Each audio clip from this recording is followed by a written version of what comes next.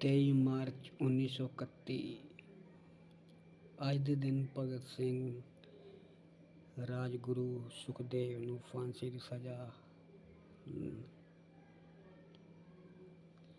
ਵੈਸੇ ਇੱਕ ਦਿਨ ਮੇਰੇ ਖਿਆਲ ਨਾਲ ਪਹਿਲੋਂ ਦੇ ਦਿੱਤੀ ਸੀਗੀ ਇਹਨਾਂ ਨੇ। 14 ਫਰਵਰੀ ਜਿਹੜਾ ਵੈਲੈਂਟਾਈਨ ਡੇ ਮਨਾਉਂਦੇ ਆ ਨਾ,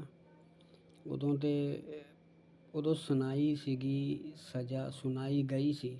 ਅਤੇ 23 ਮਾਰਚ ਨੂੰ ਸ਼ਹੀਦ ਭਗਤ ਸਿੰਘ ਨੂੰ, ਰਾਜਗੁਰੂ ਅਤੇ ਸੁਖਦੇਵ ਜੀ ਨੂੰ ਫਾਂਸੀ ਦੀ ਸਜ਼ਾ ਦਿੱਤੀ ਗਈ ਸੀ। ਇੱਕ ਦਿਨ ਪਹਿਲੋਂ ਦਿੱਤੀ ਸੀਗੀ ਮੇਰੇ ਖਿਆਲ ਨਾਲ, ਕੁਛ ਇਸ ਤਰ੍ਹਾਂ।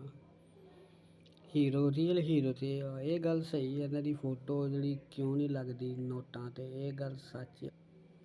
ਇਹਨਾਂ ਦੀ ਫੋਟੋ 'ਤੇ ਕਿਉਂ ਨਹੀਂ ਲੱਗਦੀ? ਸ਼ਹੀਦ ਸੁਖਦੇਵ ਥਾਪਰ ਜੀ, ਸ਼ਹੀਦ ਭਗਤ ਸਿੰਘ ਜੀ, ਸ਼ਹੀਦ ਸ਼ਿਵਰਾਮ ਰਾਜਗੁਰੂ ਜੀ, ਇਹ ਸ਼ਹੀਦੀ ਦਿਵਸ 'ਤੇ ਉਹਨਾਂ ਦੀ ਸ਼ਹਾਦਤ ਨੂੰ ਤਹਿ ਦਿਲੋਂ ਸਜਦਾ ਪ੍ਰਣਾਮ ਸ਼ਹੀਦਾਂ ਨੂੰ।